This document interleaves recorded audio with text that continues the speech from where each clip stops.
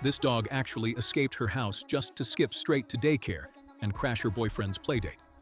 The way she sat by the window waiting to get picked up like she owns the place is honestly hilarious.